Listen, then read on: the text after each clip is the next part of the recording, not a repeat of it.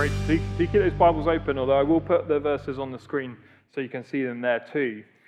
But do you see how, first off, Simeon was described? He was described as righteous and devout. That meant that he took his relationship with God very, very seriously. And as I said, he'd been waiting for a long time. But what was it that he was waiting for? Christmas, he was.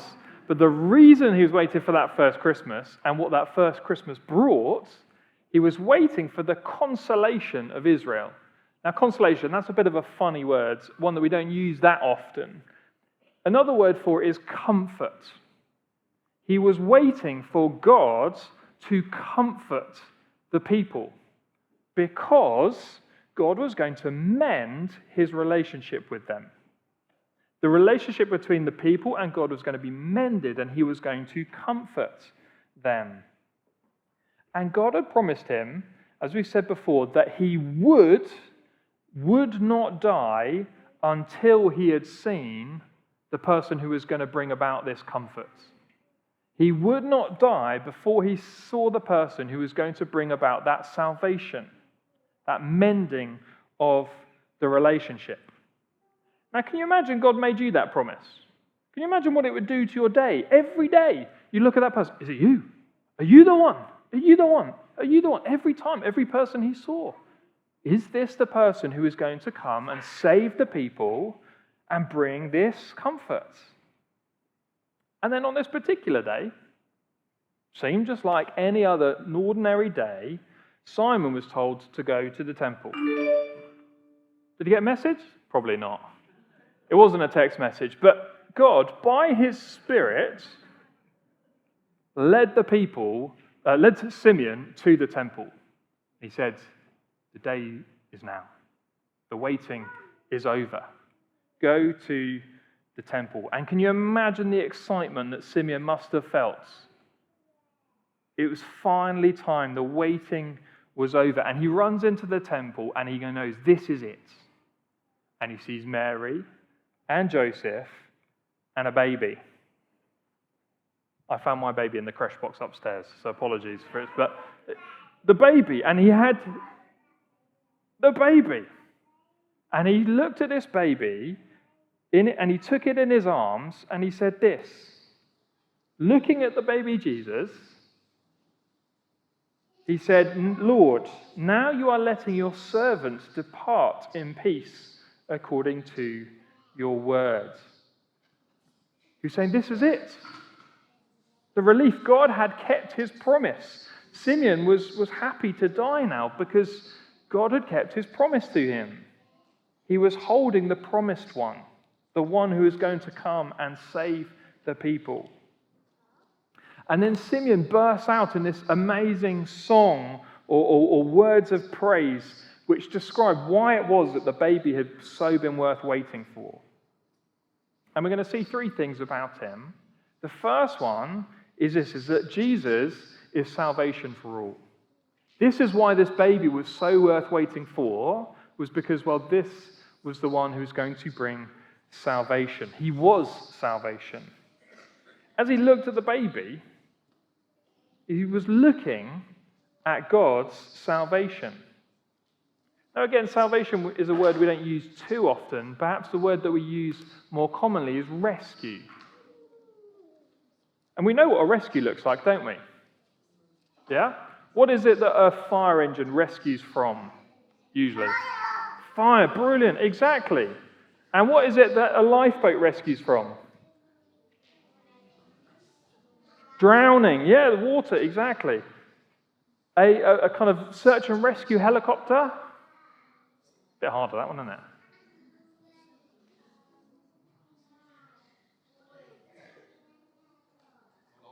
Being lost on the mountain. Fantastic, exactly. You get lost, you need rescuing.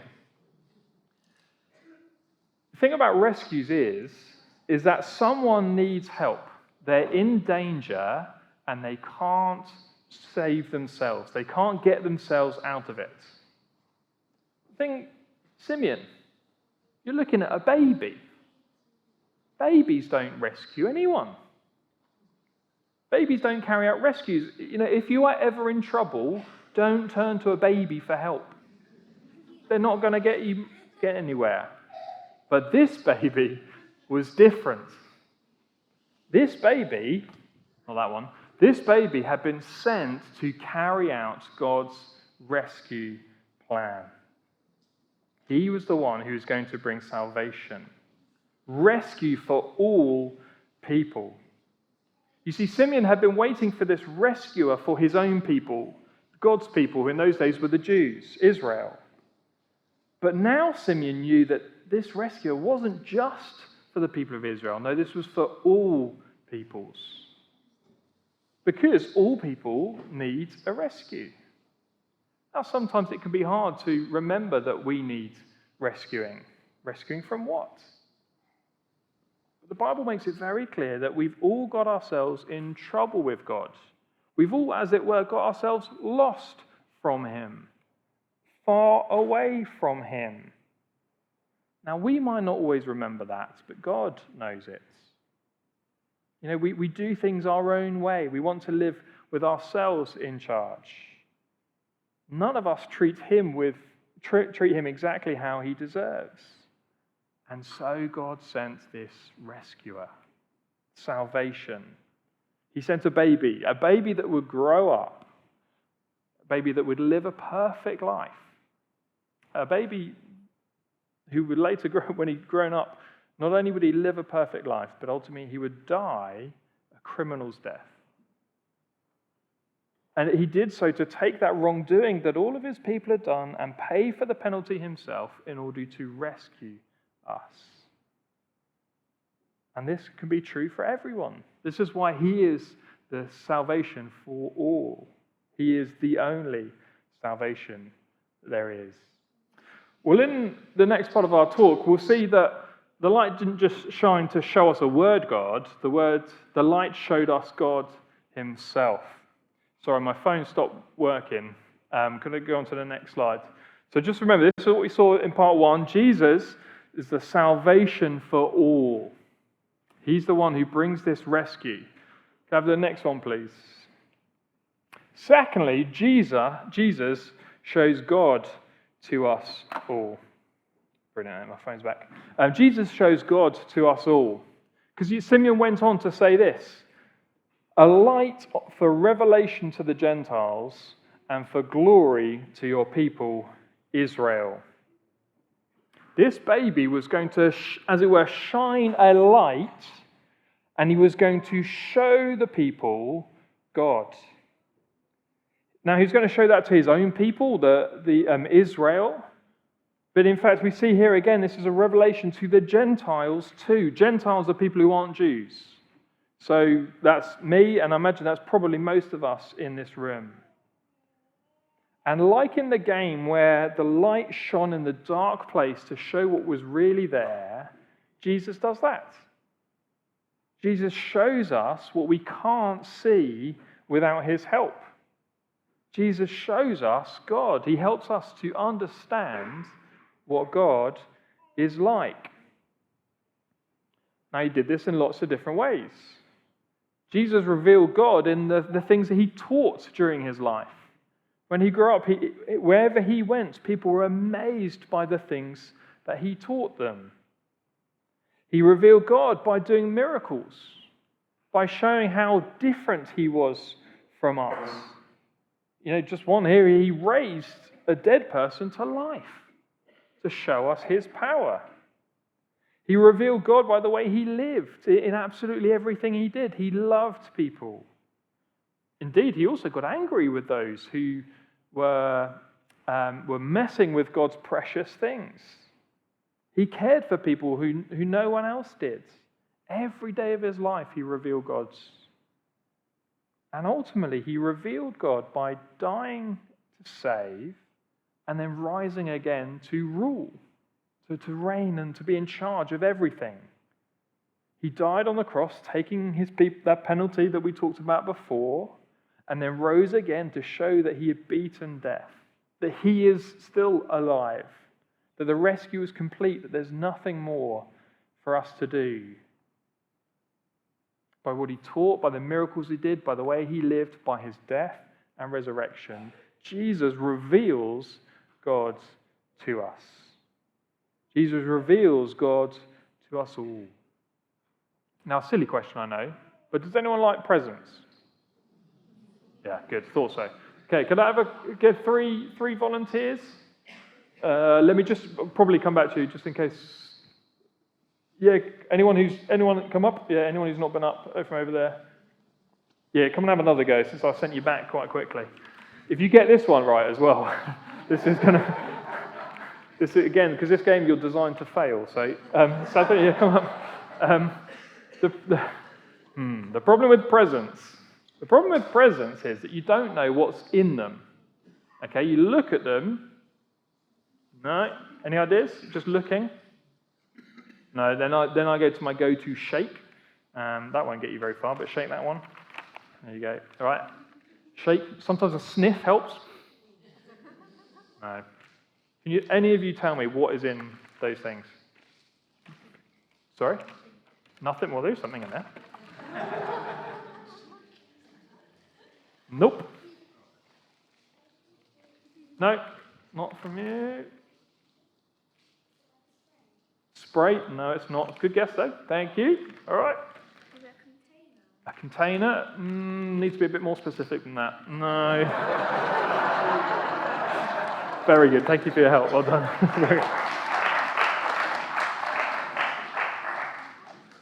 There you go.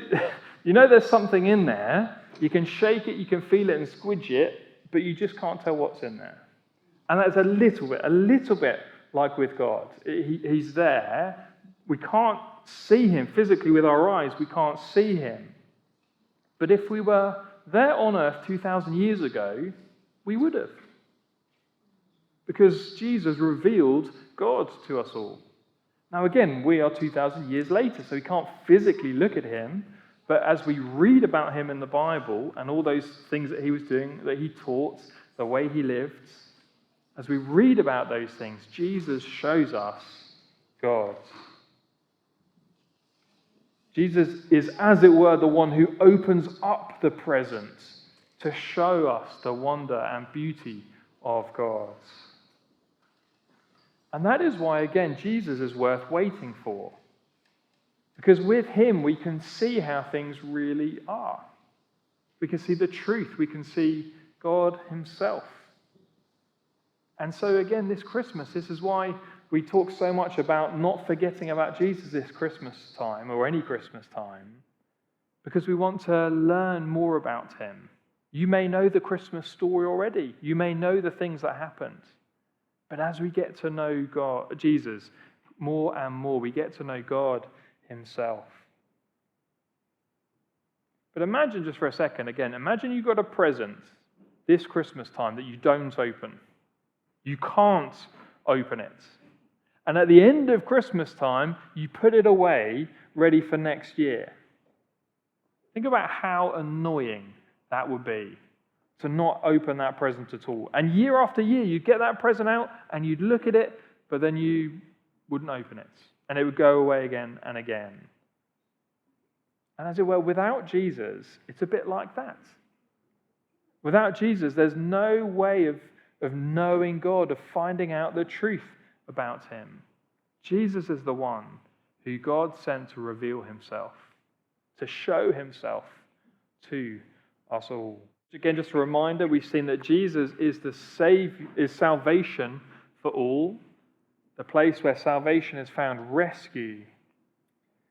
Jesus shows God to us all. He reveals what God is like. And then thirdly, Jesus shows the hearts of all. Jesus shows the hearts of all. As you can imagine, Mary and Joseph, they were absolutely amazed by what they heard from Simeon.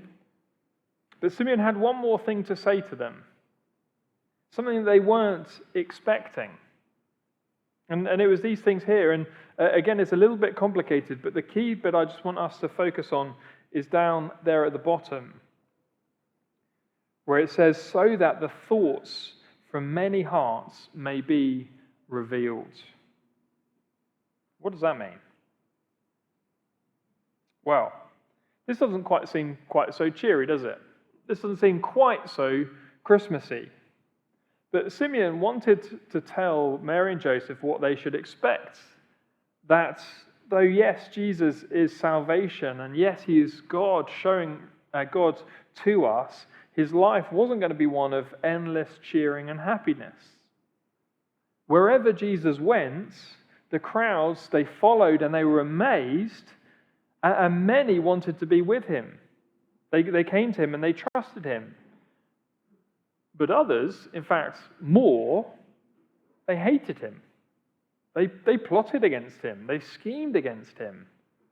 And ultimately, they had him arrested and killed. The key thing was how they treated Jesus showed their hearts. Now, maybe one of the older children or maybe one of the younger adults might need to help us this. Can anyone remember in science, does anyone know what the litmus test is? Litmus test? Does anyone remember that one? Testing, don't think it's chlorine, unless I'd probably bow to your superior knowledge. Acid and alkaline, thank you, all right? So the litmus test is you had this little strip of paper from memory, and you would dip it in something, and it would change colour. And it would change colour depending on whether the liquid you're dipping in was acid, like lemon juice, or alkaline, like some other substance. Maybe that's chlorine. Maybe that's...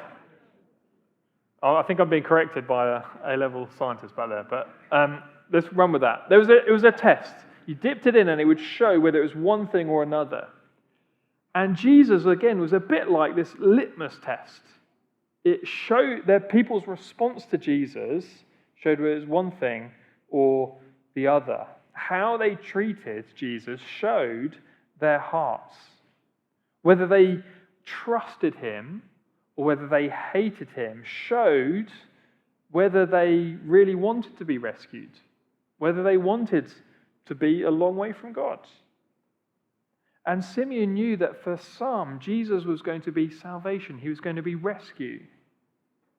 But for others, well, it was going to show that they didn't want him, and therefore they weren't going to enjoy this salvation. And that is, again, still the case today. Jesus still today is like this litmus test. And how people respond to Jesus shows hearts. Those who are interested in Jesus and want to learn about Jesus and ultimately then put their trust in Jesus and seek to live for Jesus, that reveals a heart that is humble, that is sorry for having lived our own way and against God. And again, coming to him shows that we want to be saved. Whereas others who ignore Jesus, whether that's polite indifference, fine. I'll remember your birth once a year, but I'll see you again in 365 days. Or whether that is hostility, again, that reveals the state of people's hearts. Jesus is salvation. Jesus does show us God's, but Jesus does also show us our own hearts too. And yes, our wait is over. Our wait for Christmas Day is over, but the biggest wait of all is over. Our Saviour, the one who reveals God, has come. He came that first Christmas time. The waiting is over, and what a wonderful reason to celebrate this Christmas, to enjoy him as salvation, to get to know him better as the one who helps us to get to know God better. And I want to be looked into if you're not doing so already, because he shows us our hearts.